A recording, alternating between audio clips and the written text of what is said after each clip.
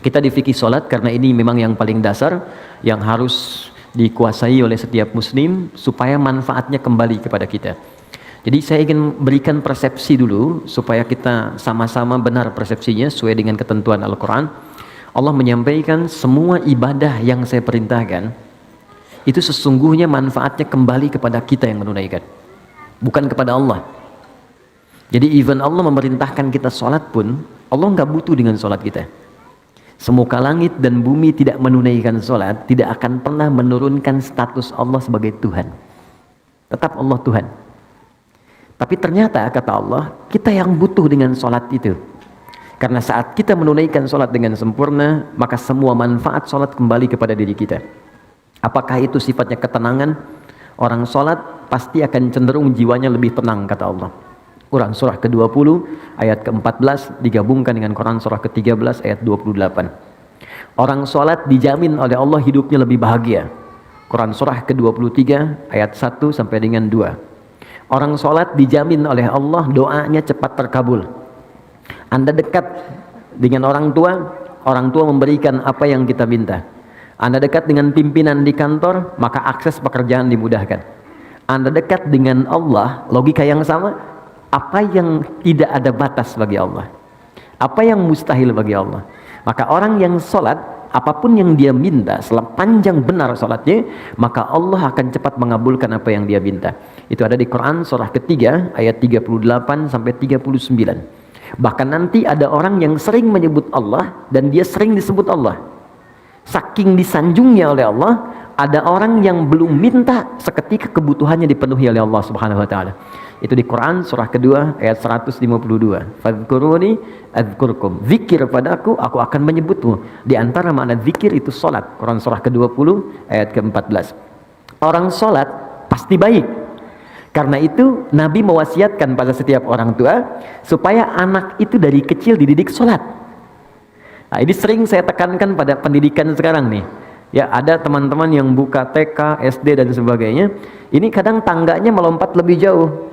Ya, tangga kedua belum selesai, sudah naik ke tangga kelima. Anak TK sekarang fikih sholat belum selesai, fikih haji udah manasik gitu. Ini untuk sinergi aja gitu ya. Baik, jadi kenapa Nabi minta ajarkan anakmu dari sejak kecil sholat? Karena rahasia sholat selanjutnya akan membentuk pribadi baik. Itu rahasianya di Quran surah ke-29 ayat ke-45. Inna sholata tanha anil fahsya'i wal munkar. Sungguh solat yang ditunaikan dengan benar akan menjauhkan pelakunya dari dua sumber keburukan. Satu fahsya, dua munkar. Tidak ada yang ketiga. Jadi prinsipnya semua orang yang solat pasti mendapatkan manfaat-manfaat terbaik dalam hidup. Tapi pertanyaannya, mohon izin maaf sekali lagi, kenapa kita melihat orang solat bahkan tidak mendapatkan satu di antara apa yang disampaikan tadi? Quran mengatakan orang solat pasti baik. Tapi kenapa sekarang ada orang solat berbuat yang tidak baik? Fahsya dikerjakan. Fahsya itu kan termasuk pornografi, porno aksi, LGBT, kata-kata jorok, kata-kata kotor, itu fahsya. Betapa banyak sekarang orang berkata yang kotor, menonton yang tidak baik, tapi juga sholat. Kan unik gitu. Mungkar itu jelas, semua yang diingkari hati. Sumbernya nafsu perut dan akal. Mencuri mungkar, membunuh mungkar, merampok mungkar, berselisih mungkar. Ini yang paling aneh, dalam hal sholat ada yang berselisih. Cuman gara-gara satu bismillahnya dikencangkan, yang satu sir, bisa jadi nggak temenan gitu. Cuman beda-beda, gara-gara beda majelis ilmu, bisa saling mencela. Padahal sama-sama sholat. Apa persoalannya? Maka kata Al-Quran, biasanya ada dua sumbernya. Satu, kebanyakan orang sholat kurang khusyuk atau bahkan tidak khusyuk dalam sholatnya. Itu di Quran surah kedua, ayat ke-45 sampai 46. Dan yang kedua, ini persoalan klasiknya, maaf, kata Al-Quran, boleh jadi orang sholat itu tidak paham, tidak mengerti apa yang ia kerjakan dan ia baca dalam sholatnya. Jadi ruku tapi nggak ngerti yang dilakukan, sujud nggak paham yang dibacakan. Ya bagaimana kita bisa khusyuk kalau kita nggak menikmati apa yang kita lakukan? Anda bekerja tapi tidak paham yang dikerjakan, kan nggak akan maksimal pekerjaan. Anda sholat tapi tidak mengerti yang dibaca, bagaimana bisa merasakan kenikmatan? Ada orang dulu baru takbir, saking nikmatnya dalam takbirnya, itu sakit di kakinya nggak kerasa. Sahabat Ali bin Abi Thalib itu masya Allah pernah kakinya itu terkena duri. Ya, kalau bahasa Jepangnya kacugak. kena duri kecil gitu. Jadi setiap disentuh sakit, dipegang sakit sampai teman-temannya datang, sahabat ingin mengambil sakit. Ya, kata satu orang, beliau mengatakan, udah saya tahu kapan ngambilnya katanya. Saya tahu kapan mengambilnya. Sekarang jangan diganggu. Begitu tiba waktu sholat, dikisahkan sholat zuhur, begitu beliau takbir, yang satu kawannya mengatakan ini saatnya. Begitu takbir, diambil durinya, nyaris tidak ada ekspresi apapun di wajahnya. Yang tadinya baru disentuh, ya sentuh sedikit udah terasa gitu, wajah memerah. Itu sudah takbir, nggak ada ekspresi perubahan di wajahnya, saking nikmatnya gitu. Ya, ada orang yang bahkan memprioritaskan sholat dibandingkan dengan tidurnya, saking merasakan kenikmatannya. Bahkan puncak paling tingginya, ada memang orang sholat untuk mensyukuri semua nikmat yang Allah berikan, bukan karena sholatnya, karena merasa sudah banyak pemberian Allah yang belum disyukuri. Nah, karena itu teman-teman, bagaimana mendapatkan semua kenikmatan itu? Maka Allah jelaskan keterangannya di Al-Quran, Nabi berikan detailnya dalam penjelasan sunnah beliau. Nah, kita sudah sampai pada pembahasan di pertemuan lalu ke sujud kan? Baik, ke sujud. Sekarang kita akan masuk duduk di antara dua sujud. Saya akan terangkan pertama caranya, fikihnya, supaya benar cara kita menunaikan. Kedua, bacaannya. Dan yang ketiga, hikmahnya. Apa esensi dari perbuatan itu, apa hikmah dari bacaan itu, dan bagaimana kita mengaktualisasikan dalam kehidupan kita. Ingat rumus dasarnya, setiap gerakan dan bacaan sholat itu ada maknanya. Nanti pertemuan berikutnya saya coba bawakan buku-buku untuk referensi. Saya bawakan yang asli insyaallah, bahasa Arab. Masih asli ya, saya tunjukin. Ini kitabnya yang ini, kitabnya yang ini, kitab yang ini. Jadi saya gabungkan jadi satu. Oke, saya coba selesaikan. Saya sedang menulis tentang buku sholat, fikih sholat. Nanti kalau sudah selesai, insya Allah mudah-mudahan bisa dibagikan. Baik teman-teman, kita fokus. Sekarang kita akan bangkit dari sujud ke duduk di antara dua sujud. Baik, pelan-pelan. Setelah ini saya mungkin hanya 30 menit menerangkan ini. Setelah itu kita kembali ke diskusi. Apa yang Anda ingin diskusikan, kita silahkan nanti share dalam sisa kesempatan yang mungkin kita dapatkan. Baik, posisinya sujud. Ada yang bisa bantu saya? Baik, tapi di sini kayaknya agak kurang ini ya, kurang kuat ya. Oh, silakan. Nanti ini tunjuk sana, terus tunjuk sampai ke belakang. Oke, silakan. Ayo Mas, bismillah. Di sana ada layar kan ya? Jadi kelihatan ya. Jadi walaupun tak nampak, bisa kelihatan sini. Mohon izin bisa sujud Mas. Ya, mungkin akan lebih baik hadapnya ke arah sini aja.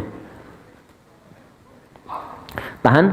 Kalau sujud itu kan berarti dari i'tidal kan? Ya, saya mulai dari i'tidal, bangun dulu sebentar.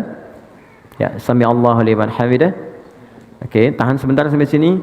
Ini bisa tangannya diangkat menghadap ke sana, depan. Bisa sejajar dengan bahu di sini, ya. Di hadis Muslim nomor hadis 397, termasuk di Al-Bukhari nomor hadis 711.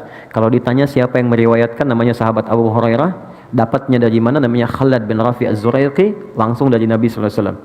Jadi kalau Anda mengangkat tangan, boleh sejajar dengan bahu, hadwa mankibaihi, atau sejajar dengan daun telinga, naik sedikit di sini. Ya, di sini. An-Nasa'i nomor hadis 1101. Kemudian dalam ruku kemudian i'tidal, sami Allahu liman hamidah. Ini tangan ada 3 pilihan. Pertama, boleh diangkat sejajar dengan bahu di sini. Kedua, sejajar dengan daun telinga. Atau yang ketiga, mursal, tangan tidak mengangkat sama sekali. Cukup kita bangkit, sami Allahu liman hamidah. Ini biasanya dipraktekkan yang ketiga di mazhab Maliki. Ya, dari Imam Malik. Sekarang penyebarannya di Afrika Utara dengan wilayah Mediterania. Jadi misalnya ada Libya, Tunisia, Maroko, Aljazair. Maroko itu combine dengan Syafi'i, nyebrang sedikit ke Itali, ke Spanyol, ke Prancis, daerah sana, itu Maliki. Jadi kalau bismillahnya nggak dibaca, kalau sholat tangannya langsung begini. Jadi begitu dia begini, misal Anda sedang umroh nih ya, di Ka'bah atau sedang haji, mudah-mudahan yang belum berangkat bisa segera insya Allah. Nah, tidak cukup dengan amin, nabung. Jadi kalau Anda sedang lihat orang begini depan Ka'bah, nah, jangan diajak ngobrol. Itu sedang sholat. Nah, tiba-tiba dia ruku misalnya kan, atau yang tidak dia angkat tangan, itu Maliki. Baik. Sami Allah liman hamidah. Sekarang kemudian sujud. Perhatikan baik-baik. I'tidal, jangan langsung sujud. Kata Nabi, hatta ta'tadila qa'iman, sampai engkau tegak berdiri dengan sempurna. Jadi begitu ini turun, sami Allah liman hamidah, rabbana walakal hamd. Ingat maknanya? Masih ingat hikmahnya? Orang yang rukunya benar kepada Allah. Ruku itu artinya taat, patuh. Di ruku itu filosofisnya bukan sekedar diminta formalitas ruku dan lurus semua, tidak. Tapi ini gambaran kepatuhan kepada Allah. Karena orang Romawi dulu, orang Persia ketika menghormat kepada rajanya, itu mereka ada yang ruku begini, ada yang sujud. Nah itu gambaran patuh sempurna. Jadi kalau diperintahkan, mungkin teman-teman lebih tahu lah film-film kolosal masa lalu kan, kalau prajurit diperintahkan kan ada kepatuhan, siap gitu kan, dan dia mengerjakan apapun termasuk mengorbankan nyawanya. Maka Allah meminta kepada kita, Anda pada manusia aja bisa patuh sempurna, kenapa pada saya yang menciptakan Anda nggak patuh sempurna? Maka dibalik oleh Allah, rukulah yang sempurna. Makanya saat ruku semua diminta sempurna, dari kepala sampai bagian belakang diurutkan. Ini gambaran kepatuhan kita kepada Allah. Makanya kita katakan subhana rabbiyal azim wa bihamdi. Ya Allah, kalau ada orang yang dihormati oleh orang lain dalam kehidupan, ada makhluk yang disanjung, maka tidak ada yang paling tinggi, paling azim kecuali Engkau. Subhana rabbiyal azim, dan aku puji Engkau. Nah, orang-orang yang rukunya benar kepada Allah, dia patuh pada Allah, diminta dikerjakan, suruh ditinggalkan dia tinggalkan, maka Allah akan angkat derajatnya. Jadi iman itu kalau sudah kuat, tandanya patuh. Makanya iman sering disertakan dengan amal soleh. Amal soleh itu ujian kepatuhan. Quran surah 103, ya, wal 'asr innal insana lafi khusr illal ladzina amanu wa amilus shalihat. Jadi kalau orang sudah beriman, itu tandanya tanda patuh. Diuji dengan amal soleh, ada sholat, makanya sholat dibuka dengan kalimat iman. Alladzina yu'minuna bil ghaib wa yuqimuna shalah. Iman dulu baru sholat. Puasa dibuka dengan iman. Al-Baqarah 183, ya ayyuhalladzina amanu kutiba alaikumus siyam. Iman dulu baru sholat. Artinya kalau kita sudah ruku, kita itu siap patuh. Kata Allah kerjakan, kerjakan. Kata Allah tinggalkan, tinggalkan. Dan kata Allah, aku nggak butuh dengan itu, ini untuk kamu. Makanya orang-orang yang imannya sempurna, maksudnya patuh, maka Allah akan angkat derajatnya. Maka digambarkan lewat i'tidal. Allah mengangkatnya dengan sempurna. Itu dalilnya ada di Quran surah ke-58 ayat 11. Yarfa'illahu alladhina amanu minkum. Allah akan angkat derajat orang-orang yang sempurna imannya di antara kalian.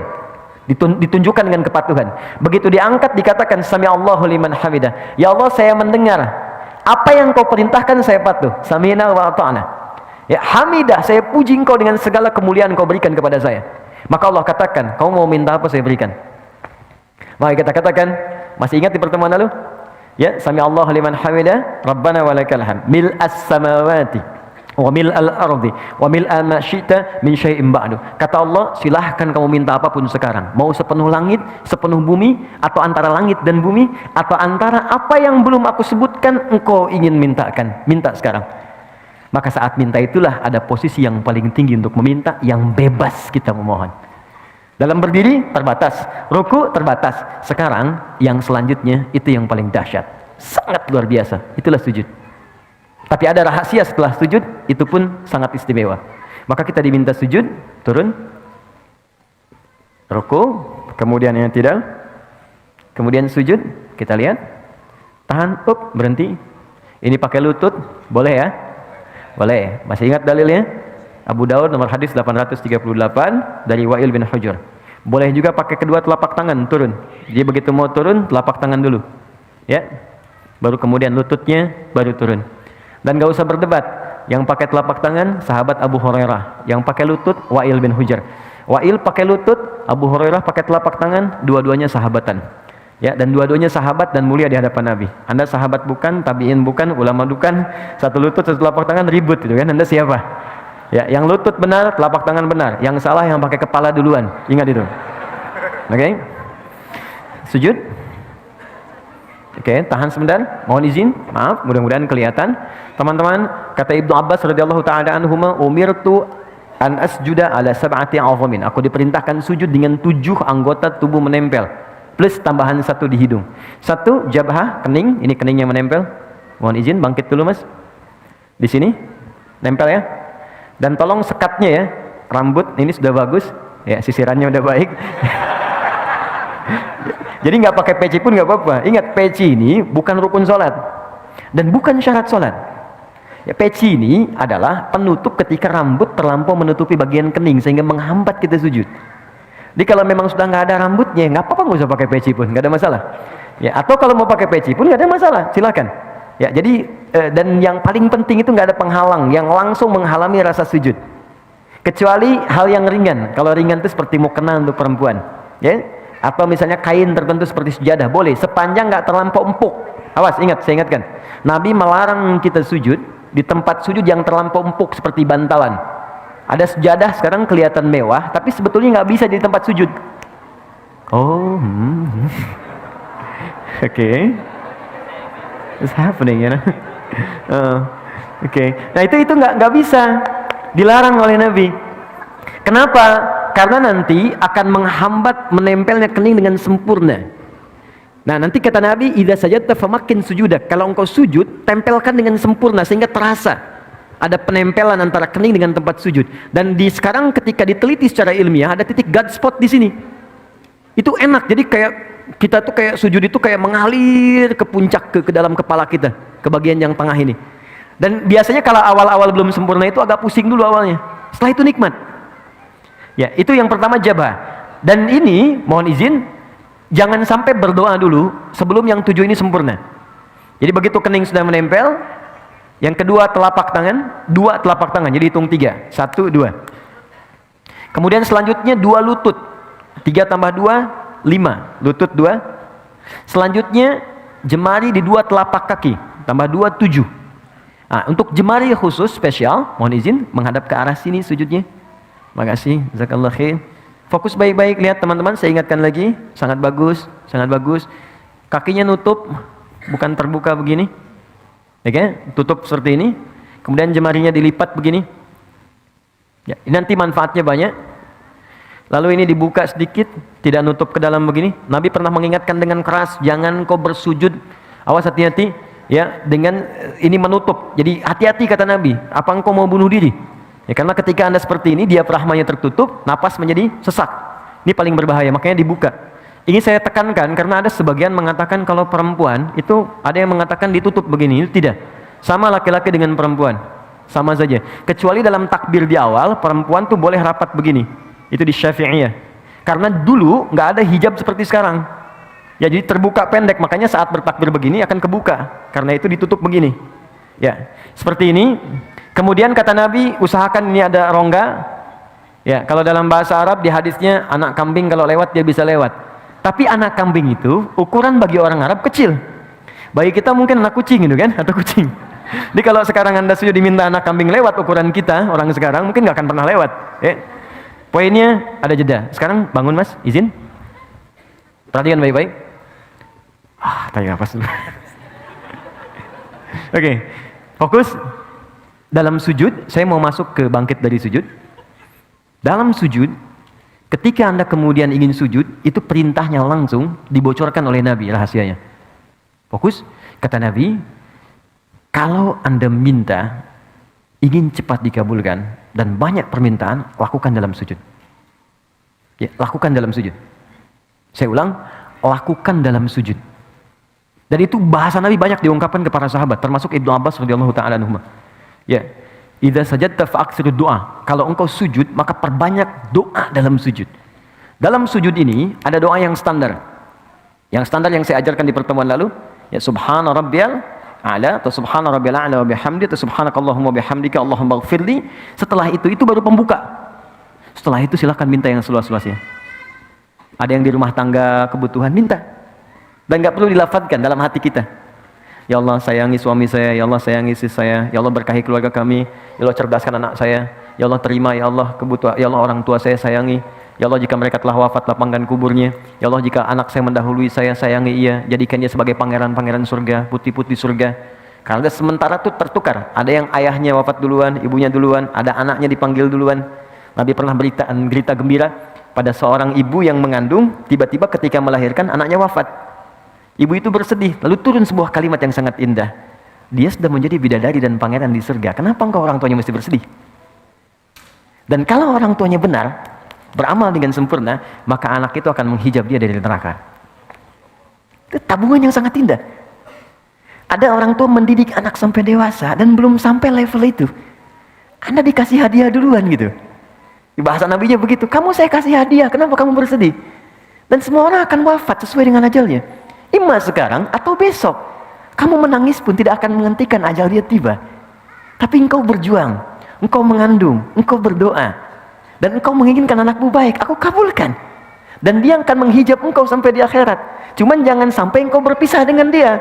Anakmu sudah fitrah baik, engkau berbuat maksiat.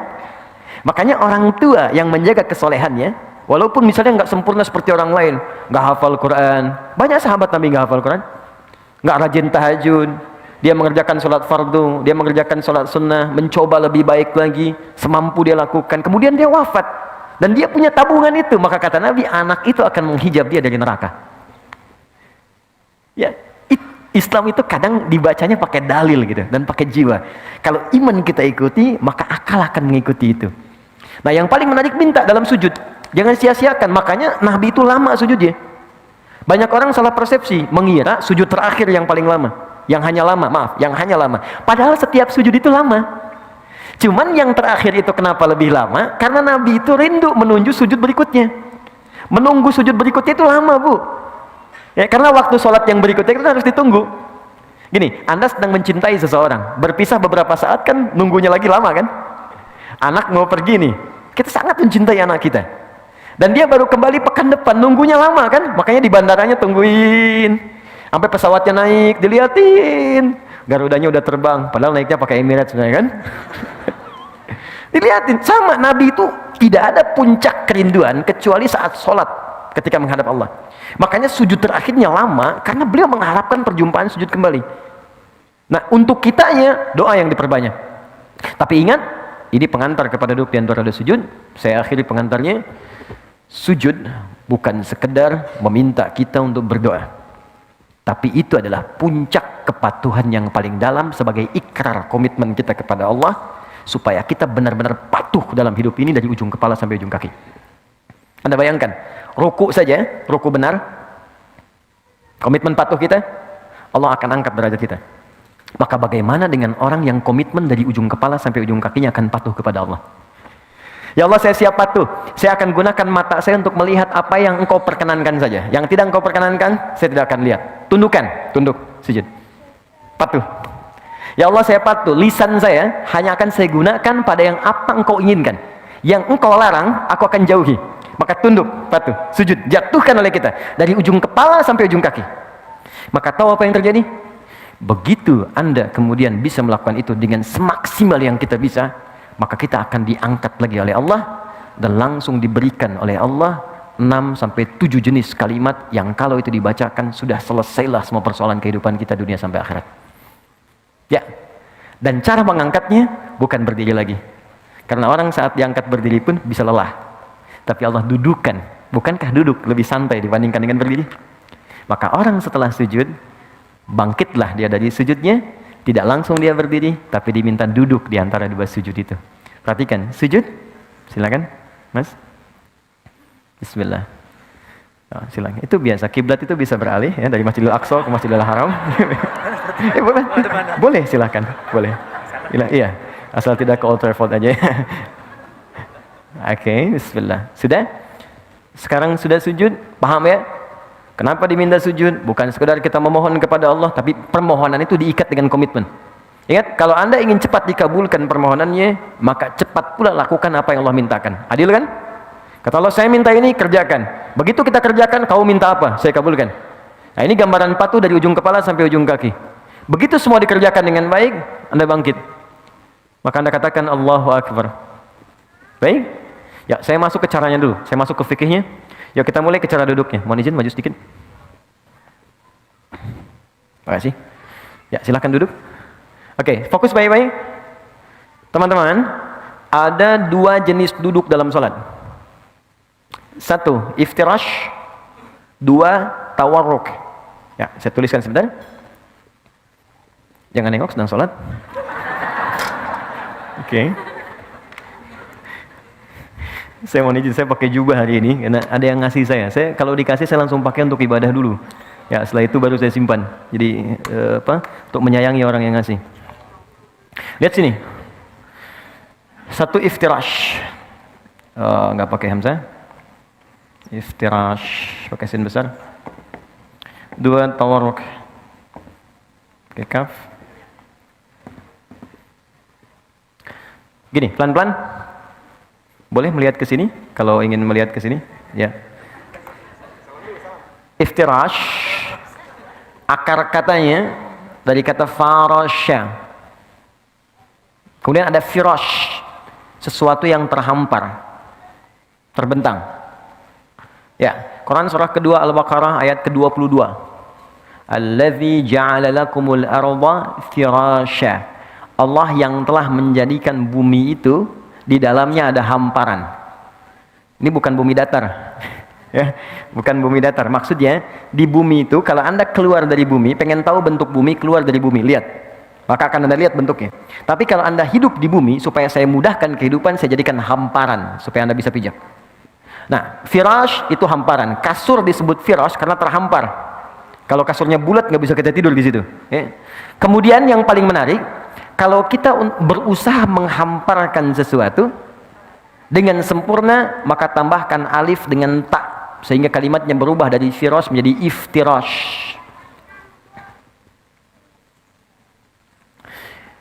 Duduk iftirash adalah duduk yang berusaha menghamparkan bagian ujung kaki sampai dengan ke lutut bagian depan. Sehingga ketika bangkit dari sujud, ya, hamparkan bagian lutut bagian depan sampai dengan ke ujung kaki. Dan duduk dengan sempurna, baik itu yang kaki sebelah kanan ataupun yang kirinya. Bagaimana cara duduknya? Kita lihat dulu. Saya ajarkan caranya dulu sebelum kebacaan. Izin.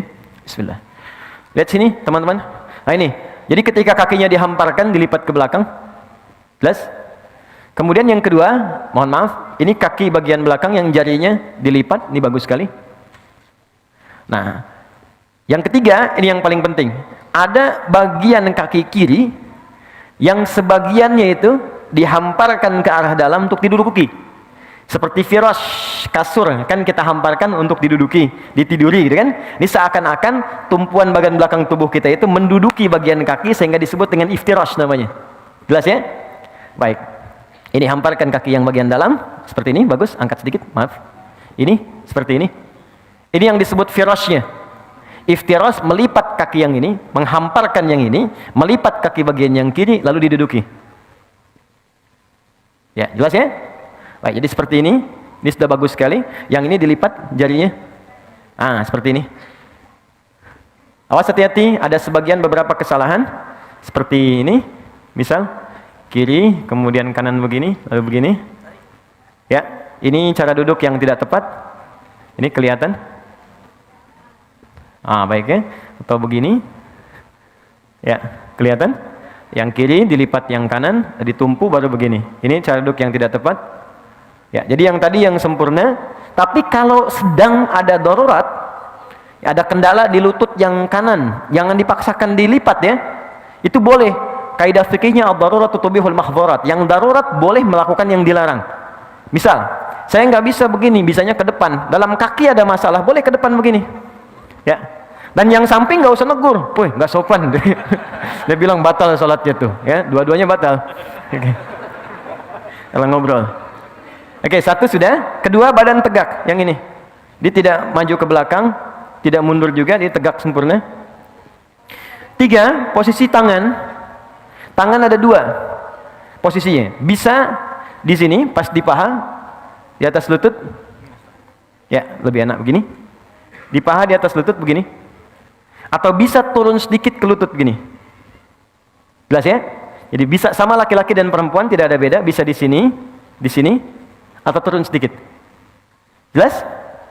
Oke, kalau sudah jelas, posisi ini harus dilakukan dulu sebelum kita berdoa. Jadi bukan naik langsung doa. Bahkan ada yang belum duduk udah berdoa. Rabbighfirli warhamni, duduk aja belum gitu. Ya. Jadi Nabi mengajarkan duduk dulu dengan sempurna supaya darah mengalir dengan nyaman dulu, kitanya enak dulu. Jadi berdoa dalam keadaan enak. Seperti begini. Teman-teman kalau doa bangun tidur apa? Kullu nafsin dha'iqatul maut. Alhamdulillahilladzi ahyana ba'da ma amatana wa ilaihin. Oke, tapi itu kan tahap ketiga. Mana tahap pertama keduanya? Kembalikan ke hadisnya di Ibnu Abbas. Hadisnya di Abu Daud dari Ibnu Abbas radhiyallahu taala anhuma, nomor hadis 1369. Ya, jadi kata Ibnu Abbas, kana Nabi sallallahu alaihi wasallam ya adalah Nabi sallallahu alaihi wasallam idza staiqadha min naumihi, kalau bangun dari tidurnya itu nggak langsung doa. Ini bukan bangun berdoa, tidak. Fajalasa, maka duduk sebentar. Duduk dulu. Di sunnahnya begitu bangun duduk. Wa athara biyadihi, ya, wa masaha biyadihi min athara naumi. Wa masaha biyadihi min athari naumi. Kemudian menghapuskan, menghilangkan dengan bagian tangan yang diduga bersih. Makanya sebutnya yad. Ya, kalau ini duga bersih pakai ini, kalau ini duga bersih pakai ini, boleh. Karena nanti kalau diduga kotor, sunnahnya cuci dulu. Karena kita nggak tahu bagian mana yang menyentuh sesuatu yang kotor saat kita tertidur. Ada kotoran misalnya tersentuh dan sebagainya, ya. Maka hapuskan dulu bekas ngantuknya. Setelah ngantuknya hilang, baru berdoa. Jadi bukan berdoa saat ngantuk. Karena ada orang baru bangun duduk begitu sudah berdoa.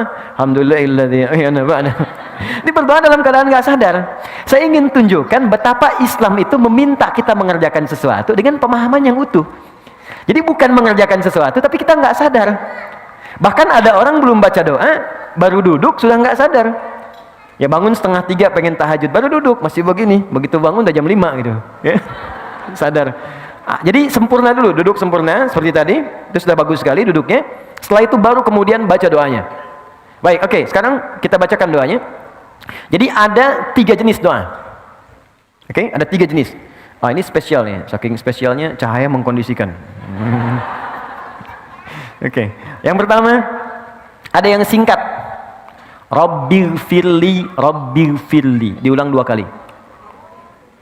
Oh, nggak pakai Rabbighfirli. Rabbighfirli. Singkat sekali. Ya, Rabbighfirli. Oke. Saya ulang ya. Anda boleh ikuti. Rabbighfirli. Rabbighfirli. Cukup sekali kita ucapkan Rabbighfirli, ulang sekali lagi. Jadi 2 kali disebutkan. Rabbighfirli, Rabbighfirli. Ini bagian pertama. Hadis sahih. Tahan. 2, ada yang sampai 3 lafaz. Rabbighfirli, warhamni, warzuqni. Sampai 3 lafaz. Ada yang sampai 4 sampai 5 lafaz. Rabbighfirli, warhamni, wajburni, warfa'ni, warzuqni. Ada yang 6 lafaz ditambahkan dengan wa'fu anni, atau ada yang afini. Maka rabbighfirli, warhamni, wajburni, warfa'ni, warzuqni, wa'afini. Jelas? Baik, ada yang memasukkan sampai 6 saja, sampai wa'afini, sampai 7. Yang wa'fu anni enggak dimasukkan. Baik ya? Enggak ada masalah. Karena ada beberapa referensi menyebutkan dengan tambahan wa'fu anni. Walaupun itu syarah sebetulnya, syarah ya. Kalau kita cukupkan sampai wa'afini, boleh. Wa'fu anni ada dalil juga, walaupun dalil sifatnya syarah, tapi tidak harus langsung diperdebatkan juga. Toh tidak akan juga mengganggu sah tidaknya sholat seseorang. Balikan sini. Saya tuliskan. 1, Rabbighfirli. 2, warhamni. 3, wajburni. 4, warfa'ni. Kita masukkan saja. 5, warzuqni. 6, wa'afini. Yang tambahan wa'fu anni. Rabbighfirli, warhamni, wajburni, warfa'ni, warzuqni, wahdini. Belum disebutkan. 1, 2, 3, 4, 5, 6, 7. Ini yang plus tadi saya sebutkan, saya kotaki. Jadi kalau Anda mau nggak bacakan ini, nggak ada masalah. Jelas ya? Sampai di sini. Kalau mau tambahkan dengan syarah tadi, silahkan. Karena ini semakna dengan yang ini, tapi ini lebih dalam. Oke, sekarang pelan-pelan. Fokus ini. Lihat baik-baik. Rabbighfirli, ya Allah, ampuni aku. Baik. Saya mau tanya pada teman-teman. Siapa yang ingin dicintai Allah? Alhamdulillah. Boleh angkat tangan? Oke, tahan. Allah itu kalau sudah mencintai seorang hamba, maka yang pertama diberikan bukan dunia, Ingat itu. Jadi jangan Anda persepsikan kalau status sosial di dunia kita meningkat, itu tandanya cinta Allah datang. Belum tentu. Kedudukan meningkat, harta bertambah, jangan dipersepsikan Allah sedang menyayangi kita. Kalau saat yang bersamaan, ciri ini tidak kita dapati.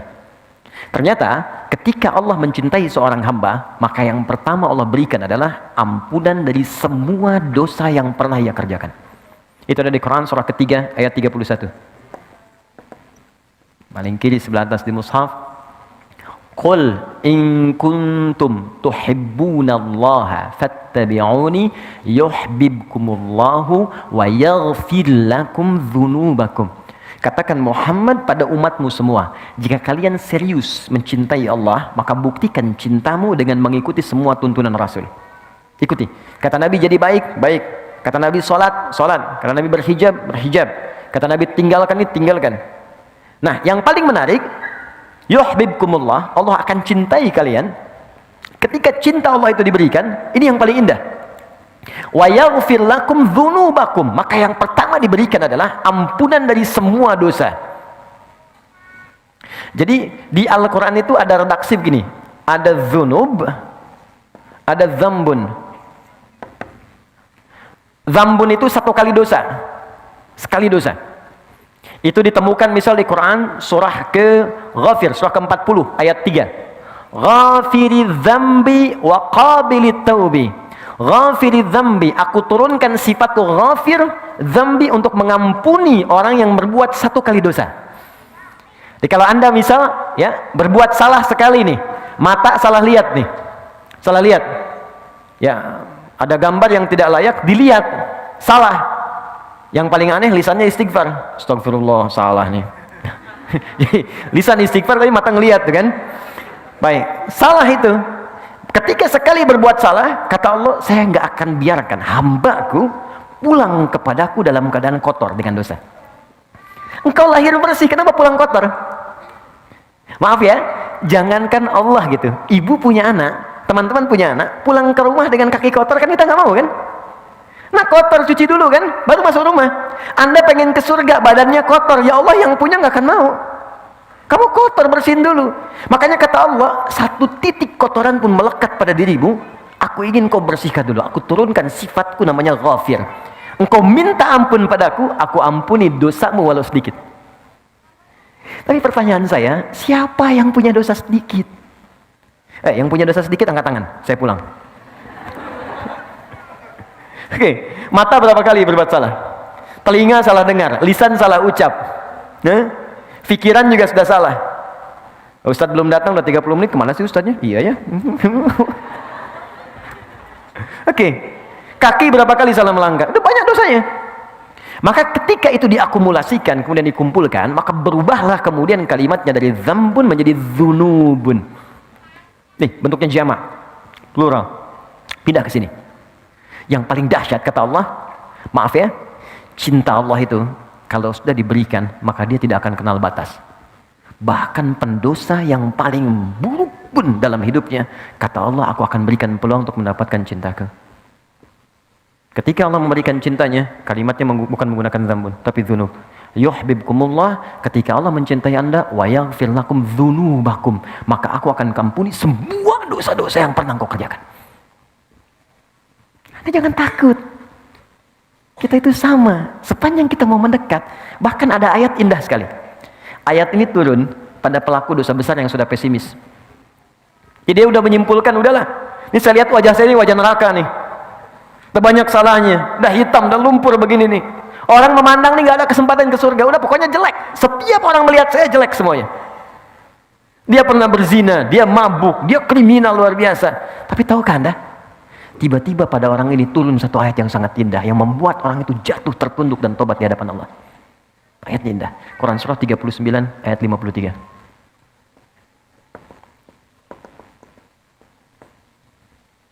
Kata Allah, "Qul," katakan Muhammad, "Ya ibadiyalladzina asrafu ala anfusihim."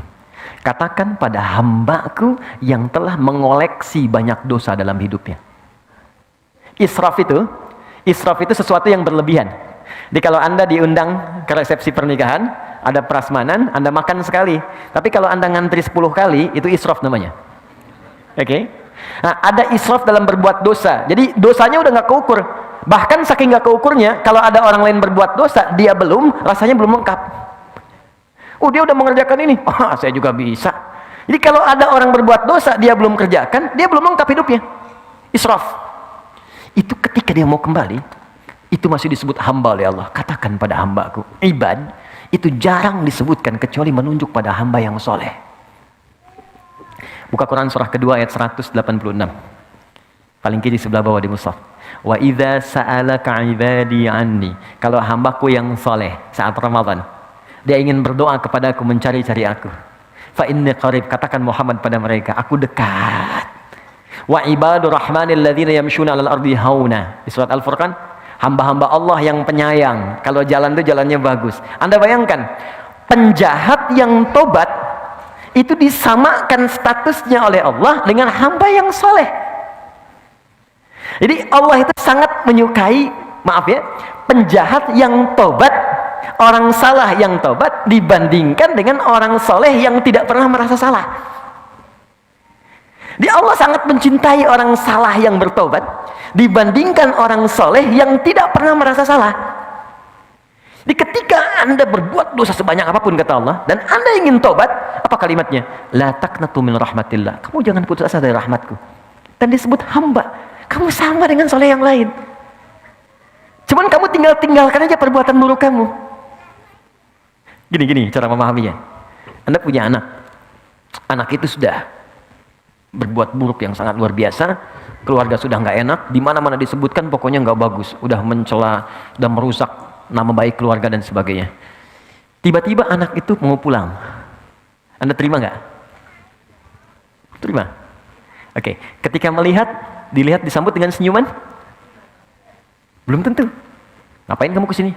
Oh, kamu bukan anak saya lagi. Oh, lantas anak siapa? Oke, itu hamba. Tapi Allah tidak.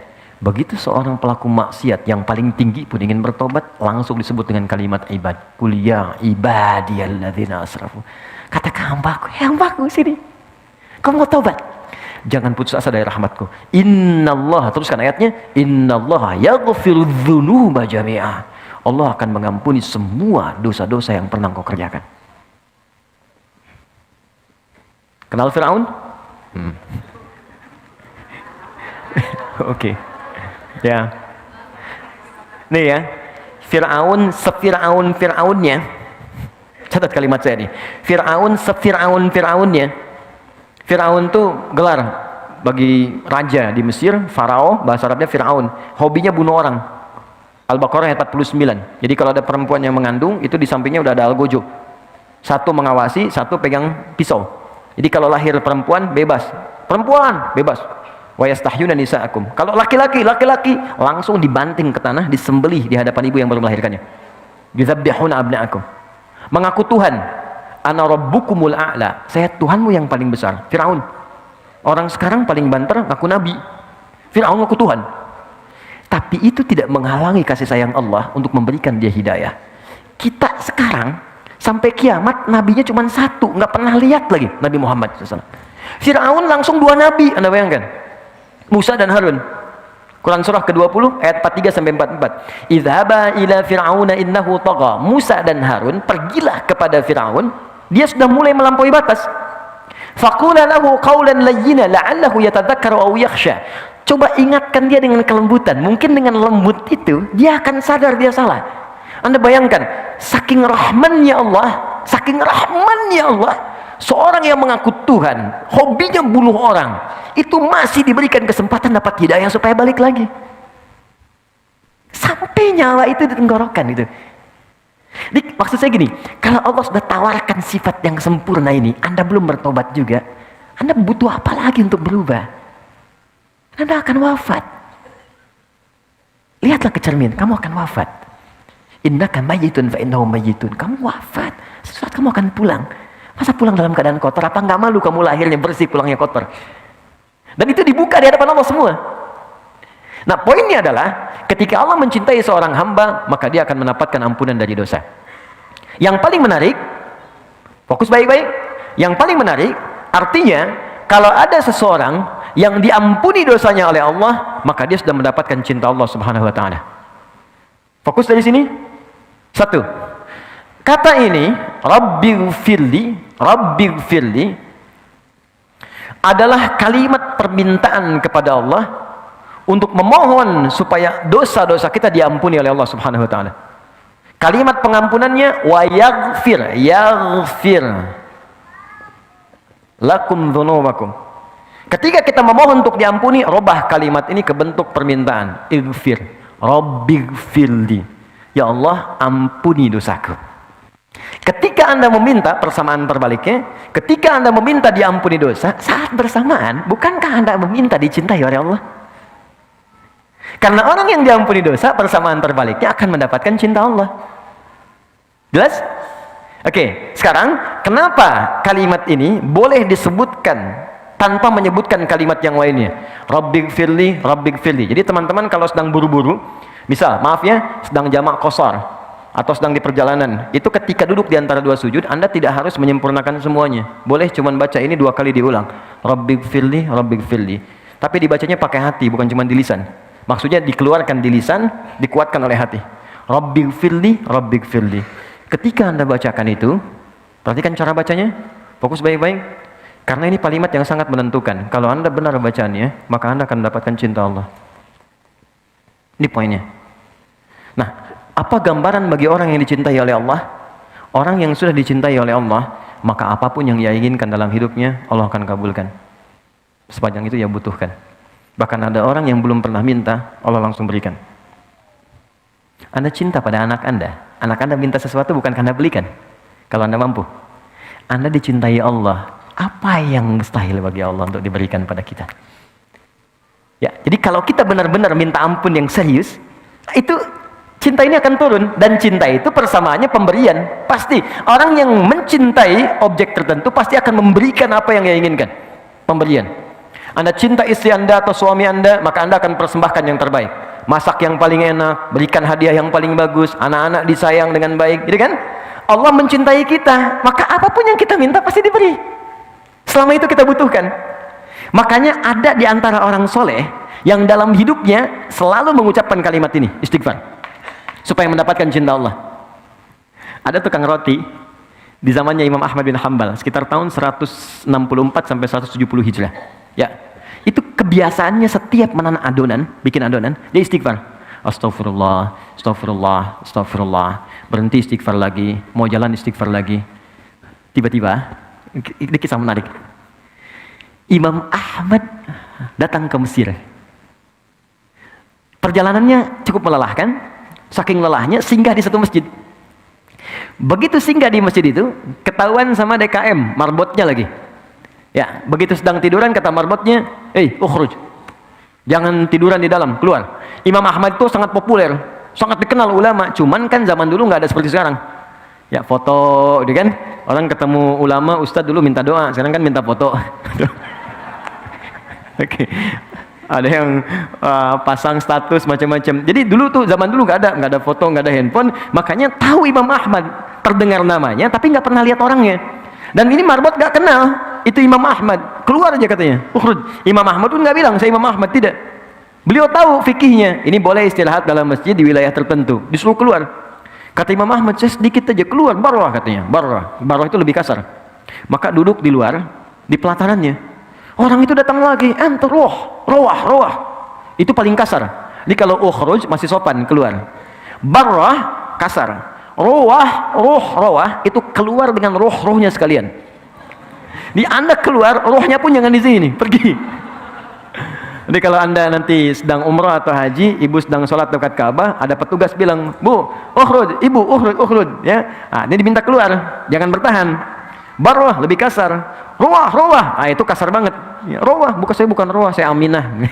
Itu diusir namanya, ya. Pergi sama rohnya sekalian. Maka pergi beliau, begitu jalan lewati tempat tukang roti tadi, makhbaz.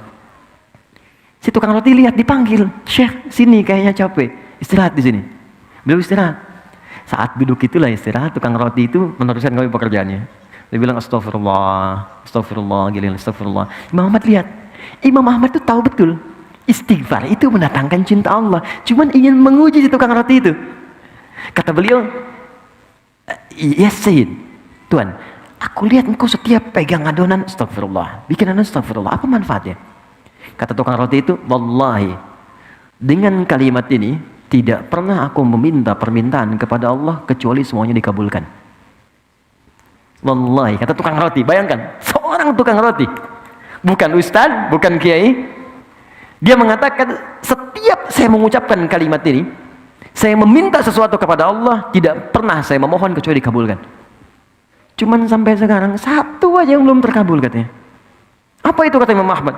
Wallahi saya berdoa kepada Allah, ya Allah, sebelum saya wafat atau dia wafat, tolong pertemukan saya langsung dengan Imam Ahmad bin Hambal. Imma saya wafat lebih dulu atau beliau wafat lebih dulu. Tolong sebelum kami wafat pertemukan kami. Kata Imam Ahmad, Allahu Akbar, karena istighfar kamu ini saya datang ke sini. Karena istighfar kamu ini saya tiba-tiba pengen ke sini. Saya istighfar kamu ini saya sampai dikeluarkan dari masjid, Pak, itu rumah Allah, hanya untuk diantarkan kepada tempatmu karena istighfarmu. Allahu Akbar. Dan jangan lakukan itu pada saya. Ini. Tapi kalimat ini itu bukan kalimat yang sekedar diucapkan di lisan, bukan. Kalimat yang disertai dengan penghayatan pada jiwa untuk mendapatkan cinta. Karena cinta itu muaranya hati, ke jiwa. Lihat sini, fokus. Ya Allah, ampuni saya. Berarti minta apa? Minta ampun. Kalau minta ampun berarti ada yang apa? Yang salah kan? Kalau salah berarti apa? Dosa kan? Oke, sekarang kalau kita sudah paham ini, artinya kita minta ampun karena merasa salah. Mustahil orang minta ampun kalau nggak ada salah. Anak Anda nggak akan minta maaf pada orang tuanya kalau nggak ada kesalahan. Istri nggak akan minta maaf pada suami atau sebaliknya kalau nggak ada salah. Maka kita pun ketika mengatakan Rabbighfirli, ya Allah ampuni saya, karena kita merasa salah. Karena itulah kata para pakar fikih, ahli fikih fuqaha, ketika Anda mengucapkan kalimat Rabbighfirli, maka sertakan di hati kita, rasakan kesalahan apa yang pernah diperbuat sampai duduk di antara dua sujud itu. Tuh, sampai nangis anak. Oke. Bukankah Anda tadi berjanji untuk patuh dalam sujud? Saya patuh, mata saya akan melihat yang baik. Ternyata ketika sudah selesai sholat, mata melihat yang tidak baik. Telinga akan mendengar yang baik. Ternyata telinga salah dengar kan? Salah enggak? Salah kan? Makanya ketika bangkit itu, Anda katakan Rabbighfirli, Rabbighfirli. Mohon izin, maaf sekali kalau kalimat ini kurang menyenangkan. Ketika Anda katakan Rabbighfirli, segera rasakan kesalahan apa yang pernah dikerjakan dari ujung kepala sampai ujung kaki. Mata pernah salah lihat apa? Telinga salah dengar apa? Sampai ke ujung kaki. Kalau itu bisa diucapkan dengan benar, satu kalimat ini saja, itu sudah bisa mendatangkan cinta Allah Subhanahu wa Ta'ala. Kalau cinta Allah sudah diberikan kepada kita, maka yang 7 akan otomatis mengikuti. Warhamni akan disayang Allah. Wajburni akan dijaga dari orang yang mengganggu. Maaf, kata Al-Quran, orang yang berkarir itu tidak akan selamanya mulus. Kadang di atas, kadang di bawah. Kadang ada gangguan, kadang yang iseng. Maka Allah turunkan sifatnya, namanya Al-Jabbar. Untuk melindungi hambanya yang dijahili oleh orang lain dalam aktivitasnya. Cara meminta perlindungannya, wajburni. Warfa'ni, diangkat derajat. Di apapun profesi Anda, pebisnis yang paling tinggi. Ya, kedudukan yang paling tinggi, yang baik. Kemudian teruskan, ada kalimat warzukni, rizki. Rizki itu jangan diartikan dengan uang semata, tidak. Kesehatan rizki. Ya, Anda sehat, rizki. Pilih mana? Pilih mana teman-teman? Mohon izin, kan kaya tapi sakit atau miskin tapi sehat? Kaya tapi sehat. Nah, berarti kan sehat itu penting kan? Ya, ketenangan itu rizki. Tenangan rizki, sama aja. Pilih mana? Kaya tapi gelisah atau miskin tapi tenang? Cepat. Berarti ketenangan itu rizki. Ya, kekayaan yang menghadirkan kegelisahan berarti tidak menikmati kekayaan itu. Makanya pencuri itu sebetulnya nggak kaya. Karena setiap dia mencuri, hatinya gelisah. Iya, hatinya gelisah. Koruptor itu nggak kaya, karena setiap dia ngambil, itu gelisah jiwanya. Dan ketika gelisah itu berarti dia masih miskin, karena dia membutuhkan sesuatu yang nggak dia dapatkan. Ayo, teruskan, warzukni. Kemudian wahdini, berikan hidayah. Hidayah itu segala hal yang baik dalam hidup.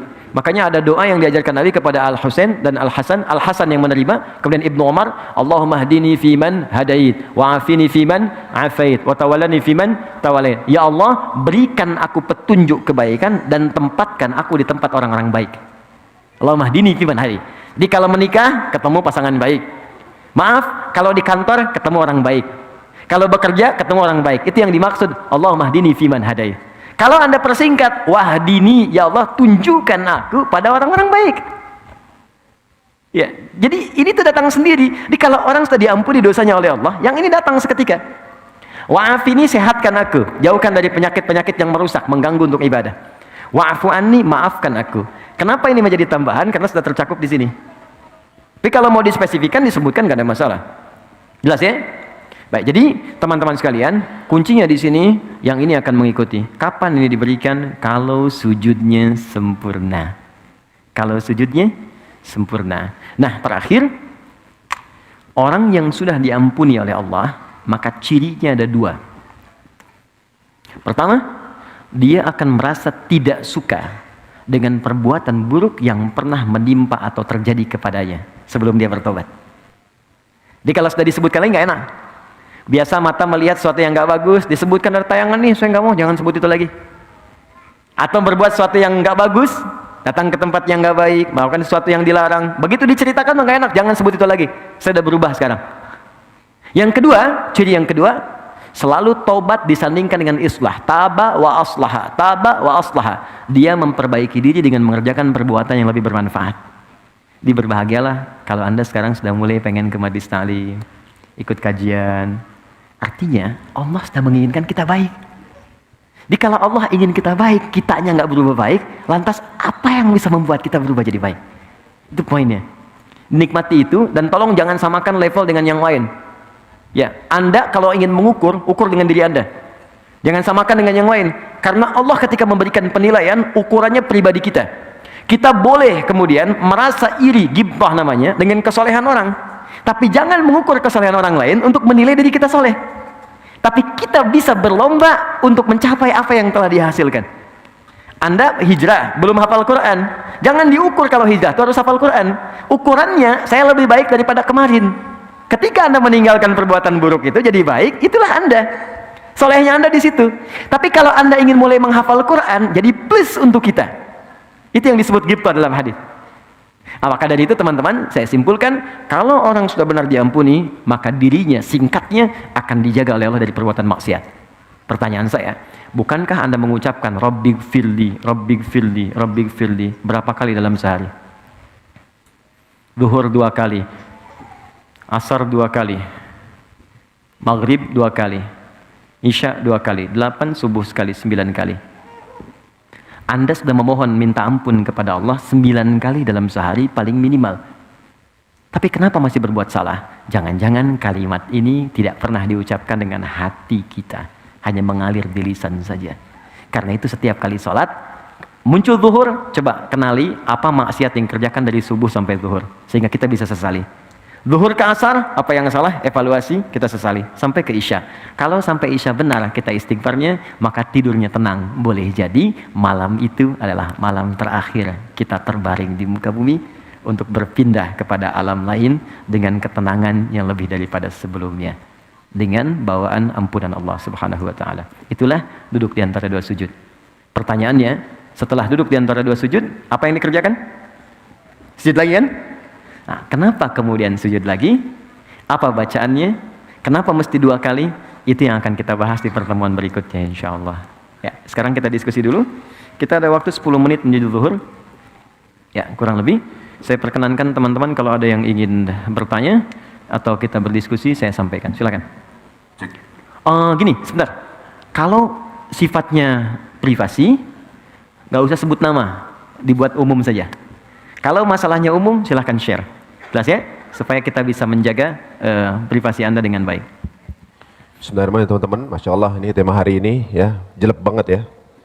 Untuk teman-teman yang mau bertanya, kita kasih kesempatan dulu untuk yang mungkin baru pertama kali hadir ya.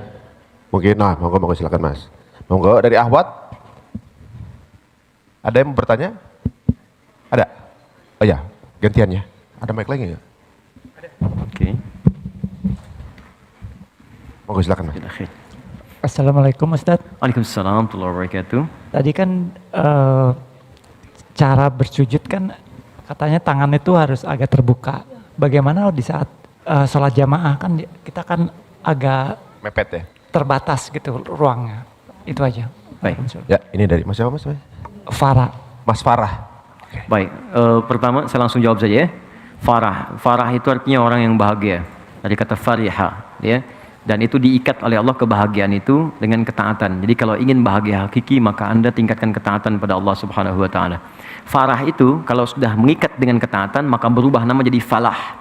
Falahun. Falah itu artinya hasil dari kebahagiaan setelah menunaikan ibadah. Makanya ketika Anda sholat panggilannya hayya 'alas shalah, hayya 'alal falah. Baik, semoga Anda dapatkan itu. Pertanyaan Anda kenapa kemudian saat sujud tangannya masih sedikit terbuka bagian siku padahal berjamaah kita itu boleh jadi kemudian dekat. Sebetulnya kalau semua orang caranya benar nggak akan kesulitan. Buktinya saat Anda takbir biasa saja. Jadi kalau semua orang caranya benar, kan Nabi itu sederhana. Ketika Anda sujud, lebar tangannya selebar takbir. Dilakukan tangan caranya ketika sujud selebar takbir. Di takbir ini kan begini, bukan begini. Ya kan? Begini kan?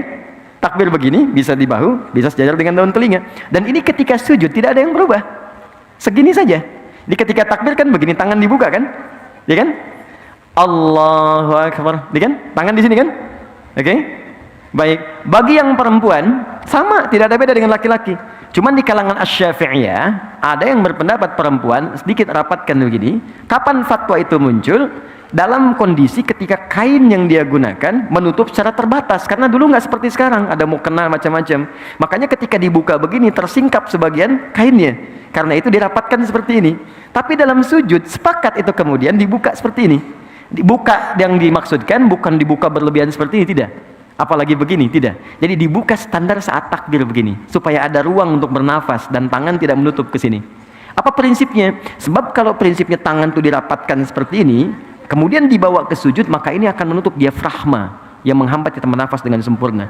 Sudah posisi sujud darah berkumpul di otak, nafas kemudian ditarik, makanya ketika bangun kan ada terengah-engah karena semua darah diarahkan ke otak. Ini ditutup begini, makanya ketika ada orang yang menutup, Nabi langsung marah, jangan lakukan, buka.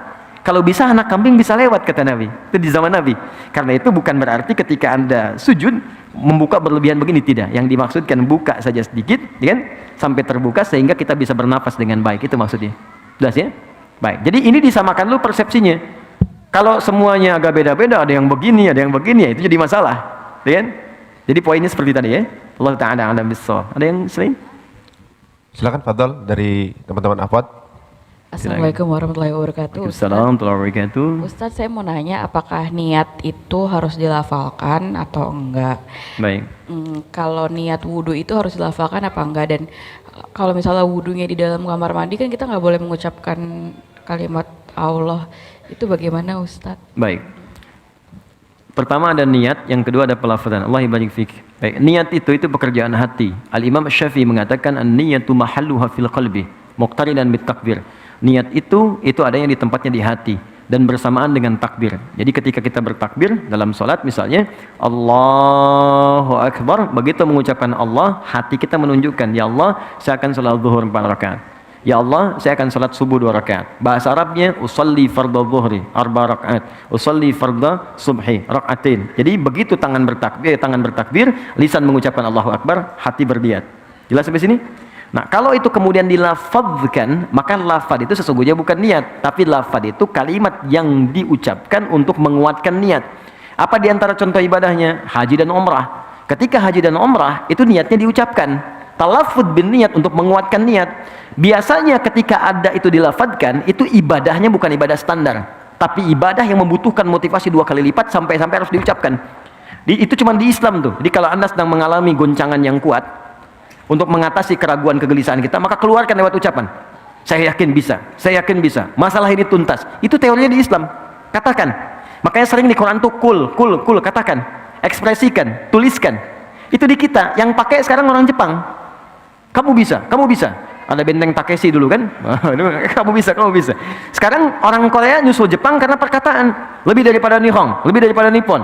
Orang Jepang punya Honda, dia punya Hyundai. Terus sampai sekarang nyusul. Nah, makanya dicontohkan lewat ibadah itu filosofinya demikian. Jadi ketika kita haji umrah, labbaik Allahumma hajja, labbaik Allahumma umratan, dilafadzkan untuk menguatkan motivasi niat kita. Niatnya tetap bersemayam dalam jiwanya, dilafadzkan untuk menguatkannya. Nah, kasus lafadz niat itu muncul, itu kasusnya muncul di masa abad-abad para orang-orang saleh setelah peninggal Nabi sallallahu alaihi wasallam, peninggal sahabat, di tabi'in, kemudian ada pembahasan fikih. Ya, itu di mazhab Syafi'i kemudian memberikan pandangan. Apa pembahasan fikihnya? Ada seseorang yang ingin menunaikan salat, jadi dia nggak bisa khusyuk. Baru takbir nggak bisa fokus lagi. Baru takbir nggak bisa lagi. Maka kemudian diajarkan, coba baca ta'awudz. Dia baca ta'awudz nggak fokus juga. Maka diajarkanlah lafadz niyatak. Lafadkan niatmu untuk menguatkan apa yang kau sampaikan dalam jiwamu. Di niatmu di hatimu, lafad itu membantu menguatkan niatmu. Di lafad itu bukan niat. Kalaupun Anda melafadkan misalnya atau tidak sama sekali, tidak akan menggugurkan niat yang sudah ada dalam hati. Jadi kalau Anda nggak lafadkan pun atau dilafadkan, itu bukan syarat sholat. Jadi dalam kasus ketika Anda ragu, ya, Anda khawatir gelisah, lafadkan untuk menguatkan niat. Tapi kalau nggak ada misalnya sama sekali kegelisahan, nggak harus dilafadkan, silahkan. Cukup dalam hatinya, usolli dalam hatinya, atau dengan bahasanya, dia bertakbir, langsung mengalir di situ. Jadi ini pembahasan untuk meniatkan, melafadkan niat, itu cukup di dalam hatinya, kecuali ada kegelisahan atau kekhawatiran, baru dia lafadkan. Yang kedua, tentang doa. Doa itu dibagi dua. Ada yang dijaharkan, ada yang disirkan. Dijaharkan banyak doanya. Contoh Quran surah ke-40 ayat 60. Wa qala rabbukum ud'uni astajib lakum. Kata Allah, berdoa aku jawab. Bagaimana cara berdoanya? Ungkapkan, katakan. Quran surah 17 ayat 110. Qulidullah, sebut ya Allah.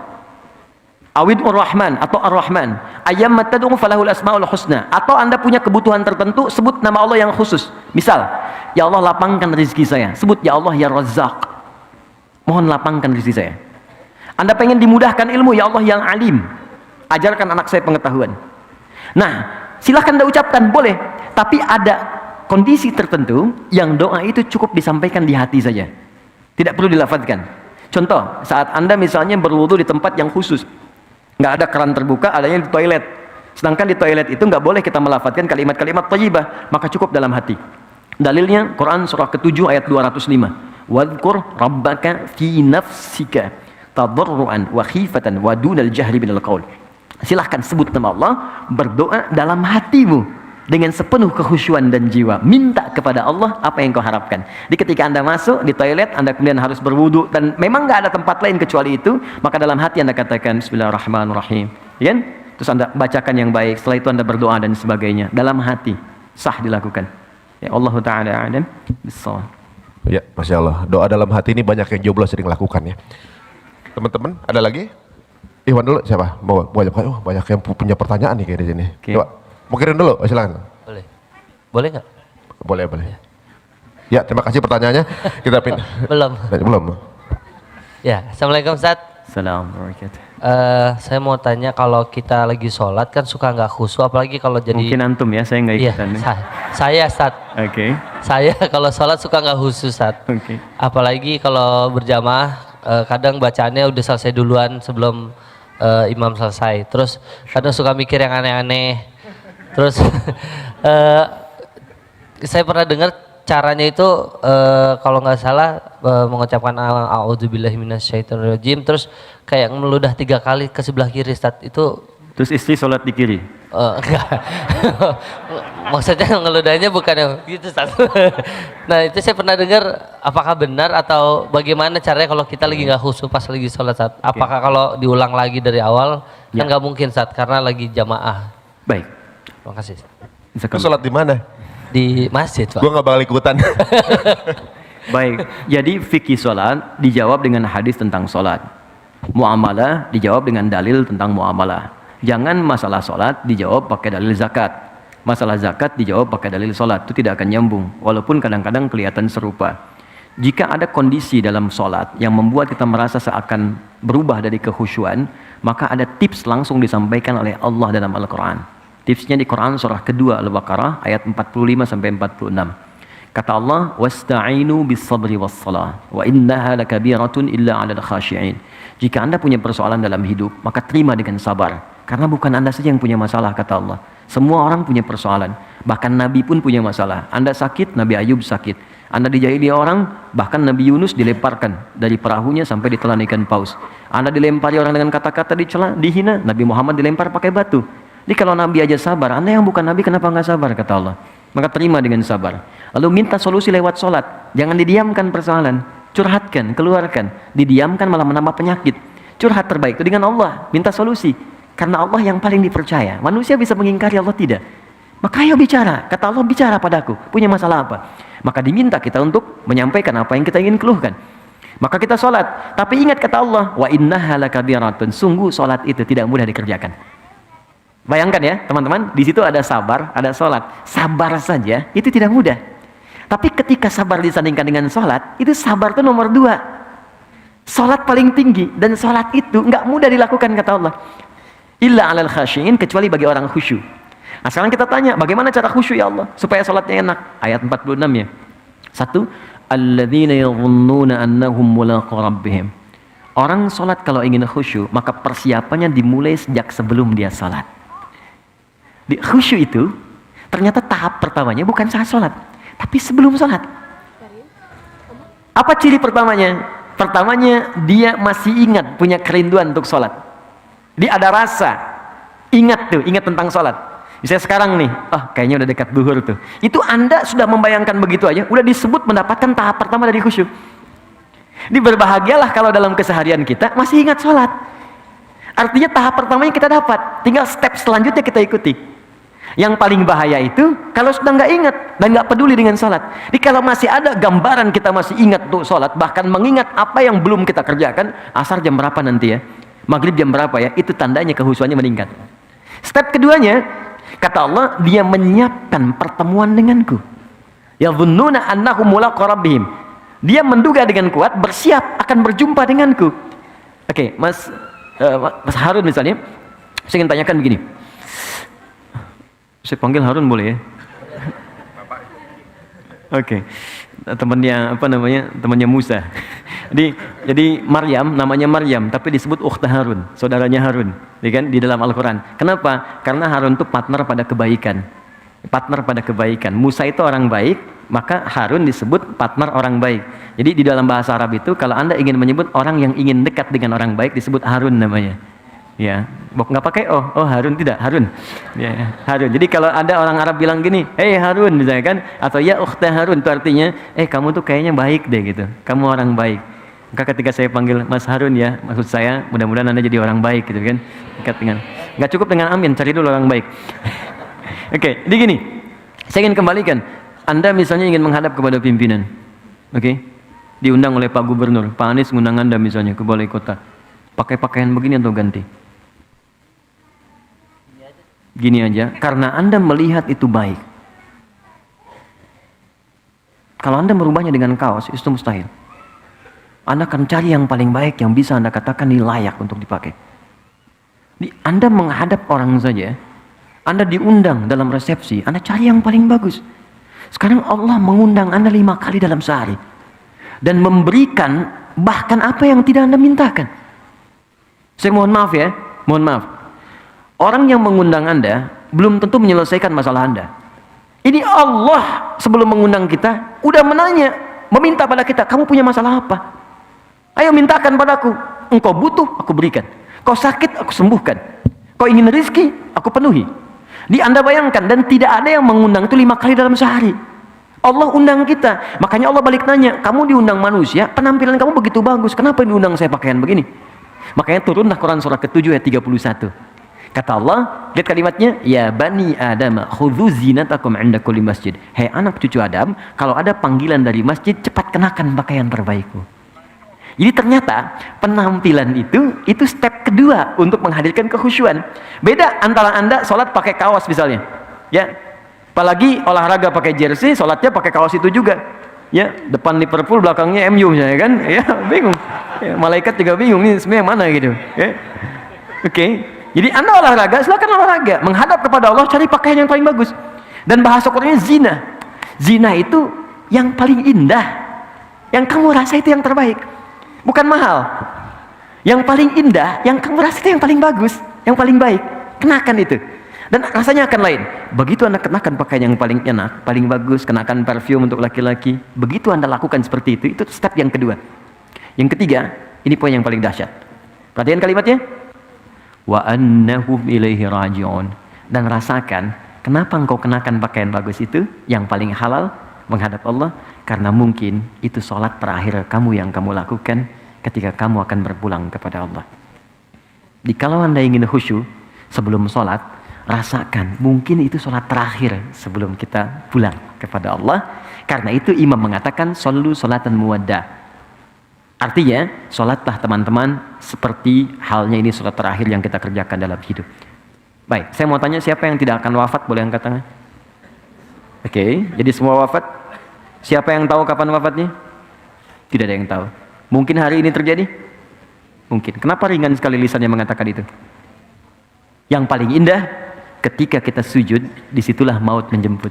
Itu yang paling indah. Maka kata Allah, kita nggak tahu kapan kita wafat, maka bayangkan saat sholat, mungkin itu sholat terakhir yang kita lakukan sebelum kita wafat. Dan biasanya, maaf ya, orang-orang soleh itu sebelum meninggal, itu suka dikasih petunjuk oleh Allah. Kullu nafsin dha'iqatul maut. Setiap orang wafat akan merasakan maut. Tapi tidak setiap yang merasakan maut punya persiapan untuk menghadapi maut.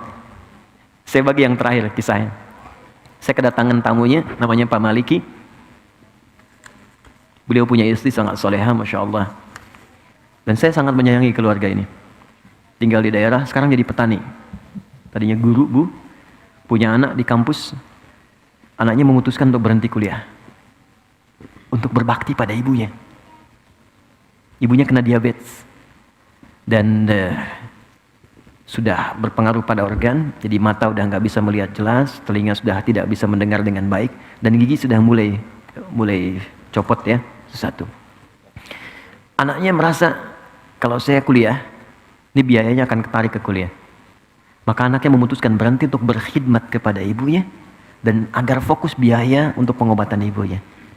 Dan ia berpikir, ini ibu sudah melahirkan saya, mengandung saya, maka ini saatnya saya berbakti kepada orang tua. Ini keluarga sangat soleh. Tapi Ibu Maliki ini kisah nyata, dan saya pernah bertemu keluarga ini. Dan baru beberapa pekan lalu, suami ini datang ke Bekasi dan menginap ikut kajian. Dan Masya Allah, ibu ini tidak pernah mendengar kajian sampai ke telinga beliau, kecuali pasti ingin minta diantar oleh suaminya datang. Ini ahli majelis taklim. Walaupun dalam keadaan sulit akan minta digendong. Pak tolong antarkan, Pak tolong antarkan. Antar pakai motor dan sebagainya. Tapi apa yang terjadi? Senin saya ditelepon, saya masih ingat dulu saya pulang dari Tripoli, ditelepon sore-sore. Tiba-tiba sembuh. Sembuh teman-teman. Masya Allah, dan dalam sembuhnya beliau datang ke kamarnya, ini kisah nyata. Dia beliau dibuka lemarinya, terus cari pakaian paling bagus. Dipakai oleh beliau dandan gitu. Udah gitu masuk ke ruangan tengah, dipanggil anak-anaknya dengan suaminya. Pak sini, nak sini, datang gitu kan. Masih kaget gak bisa tanya, kok bisa seketika gitu, sehat, sembuh, datang. Terus minta bikinkan susu katanya. Dibuatkan susu. Dibikinkan duduk semua, tengah, duduk. Kemudian minta pada anaknya untuk dibacakan Al-Quran. Nak coba baca Quran deh. Anaknya baca. Allahu Akbar, saat baca, semua masih heran, masih menikmati bacaan. Tiba-tiba, tangan yang menggenggam anak dan suami itu menjadi kaku. Ternyata saat dibacakan Quran itu, beliau sudah pulang menghadap kepada Allah Subhanahu wa Ta'ala. Wafat dengan dibuatkan minuman air susu oleh anak yang pernah disusuinya. Dan wafat diantarkan dengan bacaan Al-Quran pada anak yang pernah dididiknya. Dan wafat dalam keadaan mengenakan pakaian terbaiknya yang paling halal yang ia miliki untuk menghadap Allah Subhanahu wa Ta'ala. Karena itu Allah katakan, kamu kenakan pakaian paling bagus ketika berjumpa denganku. Karena itu mungkin saat terakhir engkau hidup di dunia menjadi hamba dariku. Maka dari itu saya ingin katakan, kalau ingin khusyuk, ingat-ingatlah satu saat kita pulang. Yang terakhir kata Al-Quran, berusaha memahami apa yang kita bacakan dalam sholat. Supaya pikiran kita tidak liar. Itu ada di Quran surah ke-29 ayat ke-45. Utlu ma uhya ilaika minal kitab wa aqimis sholat. Sebelum sholat, kata Allah, bacakan dulu. Bacaan-bacaan sholat, pelajari sampai paham. Setelah paham, kerjakan. Mulut berbicara Allahu Akbar, pikiran menerjemahkan Allah Maha Besar, hati meresapi Allah, Aku berikrar Engkau yang maha besar. Kenapa aku merasa sombong pada orang lain? Aku merasa tinggi dibanding orang lain. Aku merasa hebat dibanding yang lain. Maka Anda rendahkan diri Anda di situ. Kalau pikiran kita otomatis menerjemahkan, maka dia tidak akan liar. Tidak akan terjadi lisan Allahu Akbar, pikiran mencari kunci, pikiran membalas WA dan sebagainya. Mustahil. Karena semua terfokus untuk menghadirkan keagungan Allah Subhanahu wa taala. Saya kira itu yang terbaik yang bisa saya sampaikan. Teman-teman, kita sudah tiba waktunya salat untuk waktu zuhur. Saya kira pertanyaan beberapa yang masuk nanti saya coba kumpulkan. Saya coba mungkin buat satu hal yang khusus dalam bentuk video-video khusus. Mungkin saya tandai ini dari musyawarah. Jadi nanti saya kirimkan via teman-teman, Mas Dimas atau Mas Ari. Nanti bisa di forward ke teman-teman yang mungkin ada pertanyaan-pertanyaan tertentu. Secara umum, mungkin nanti bisa di-share di grupnya musyawarah. Saya tidak ingin menunda waktu sholat karena kita sudah tiba waktunya praktek sekarang. Saya mohon izin mungkin setelah sholat saya harus pamit, tidak langsung berlanjut. Tapi saya ingin menyampaikan 1-2 pengumuman dulu sebelum teman-teman beranjak untuk kita menunaikan sholat dan berdoa sebelumnya. Pertama, kami memohon doa. Saya akan mengirimkan beberapa siswa keluar untuk bisa meneruskan apa yang telah saya bangun. Jadi saya ingin ada kaderisasi ke depan. Karena saya kan tidak akan hidup selamanya juga, mesti ada orang lain yang meneruskan. Saya bangun beberapa tempat, sekarang ada pusat Quran, ada masjid, dan itu semua kami wakafkan untuk umat Islam karena Allah. Jadi saya nggak memiliki aset, nggak ada apapun, bahkan kendaraan pun saya serahkan semuanya sepenuhnya untuk Quantum Akhian Institute. Saya cuma numpang pakai aja. Maksud saya kalau kita wafat itu bisa diteruskan oleh orang. Nah, saya sekarang akan kirimkan hari Kamis 25 orang ke Sudan untuk belajar, dan kami biayai itu dengan beasiswa. Ada yang ke Turki, ada yang di Madinah, ada yang di Mesir. Jumlahnya ke Sudan 25 orang, total 35. Bahkan ada satu kampus yang hanya menerima penghafal Quran, karena di situ akan disiapkan jadi ahli Quran betul dengan semua ilmunya. Nah, insya Allah mereka ini 3-4 tahun akan kembali lagi, dan kami sekarang sedang bangun center. Ya, ada laboratorium Quran, ada center keislaman. Tempatnya di Jawa Barat, tapi saya belum bisa buka karena khawatir ada spekulan-spekulan ya di sekitarannya. Jadi kita siapkan, tapi desainnya sudah siap semuanya. Insya Allah dalam 3-4 tahun ini akan ada pesantren, ada lab dan macam-macam yang mencakup semua profesi yang bisa kita pelajari di situ dari Al-Quran. Dan guru-gurunya, anak-anak ini yang kami akan kirim. Kamis berangkat. Nah, jadi kalau saya besok lusa sedang nggak ada atau saya meninggal lebih dulu, nanti mereka akan teruskan. Dan kajian ini saya harap tidak berhenti dengan guru siapapun. Ya, ada guru siapapun selama baik, belajar dari mereka. Karena insya Allah 1-2 guru akan saling menutupi dengan yang lainnya. Jangan berfokus pada 1-2 orang saja. Jadi mohon doanya untuk itu. Yang kedua, saya tidak bosan untuk meminta, jaga persaudaraan dan para teman-teman. Jangan datang pulang begitu saja. Kenali siapa yang datang. Bersahabat dengan baik. Dan saling mengingatkan karena Allah. Dan jangan hukumi teman-teman yang baru berubah, baru hijrah. Yuk, pahami dia dengan dunianya. Kalau ada yang baru mengenakan jilbab, sayangi. Tunjukkan. Ya, kemudian puji dengan kebaikan-kebaikan, ikhwan yang baru datang, ajak, dan itu sangat disanjung oleh Allah Subhanahu wa taala. Di kesempurnaan ada pada niat. Saya mohon jangan berpecah belah, bersahabat yang baik, dan mudah-mudahan akan dijaga sampai menghadap kepada Allah Subhanahu wa taala. Dan yang terakhir, teman-teman, nanti insya Allah Desember kita ada wisuda akbar untuk penghafal Quran. Jadi alhamdulillah ini kita angkatan kedua, ada yang sekarang hari ke-12 sudah, hari ke-11 kemarin sudah 24 juz. Jadi targetnya 30 hari hafal 30 juz. Jadi ada yang 24 hari, 25 hari. Yang rekor belum terkalahkan itu dari Wajo, perempuan. 7 hari hafal 30 juz. 7 hari. Nah sekarang ada yang 11 hari, 24 juz.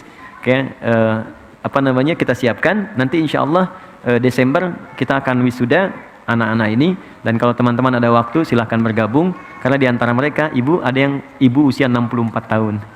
Ya, kemarin ada ibu-ibu 40 tahun 78 hari, ya. Dan alhamdulillah mudah-mudahan maksimal. Nanti kalau teman-teman ada waktu silahkan kita bisa nikmati bagaimana mereka bisa share dengan nilai-nilai kebaikan. Kita berdoa, semoga doa kita dikabulkan oleh Allah dan mudah-mudahan apa yang kita dapatkan bisa diamalkan dalam kesempatan kali ini.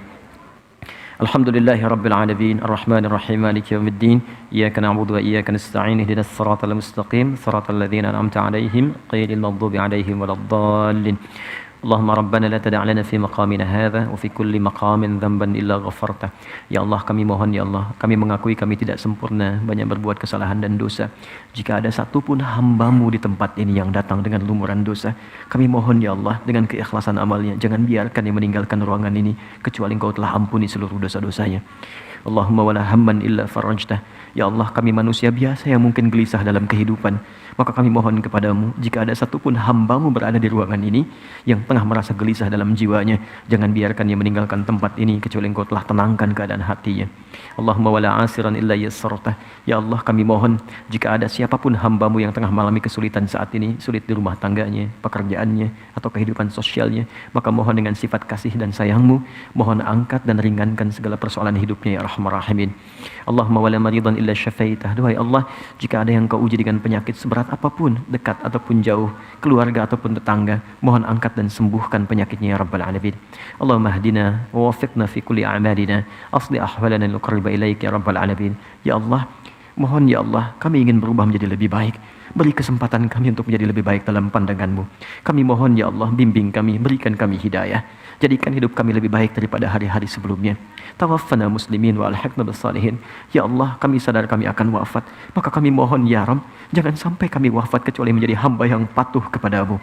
Allah, jangan wafatkan kami dalam keadaan bermaksiat. Allahumma tubna ilaika taubatan nasuha. Ya Allah, kami mohon, kami ingin bertobat kepadamu dengan tobat yang benar. Mohon bimbing kepada kami, tunjukkan bagaimana kami bertobat dengan baik ya Arhamar Rahimin.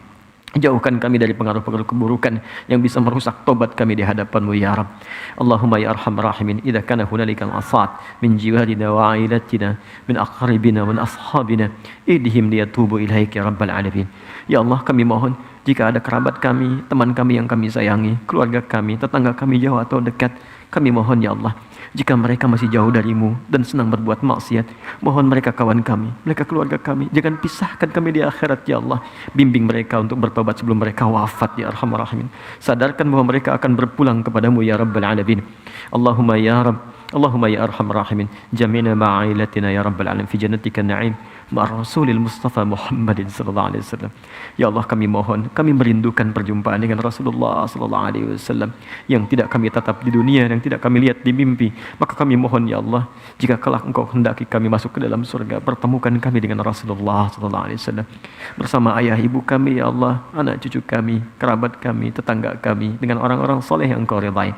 Allahumma ya Arhamar Rahimin, inna nas'aluka khaira ma sa'alaka Rasulukal Mustafa Muhammad sallallahu alaihi wasallam wa na'udzubika min kulli masta'an bika anhu Rasulukal Mustafa Muhammad sallallahu alaihi wasallam waj'al baqiyat hayatina hayatan thayyibah.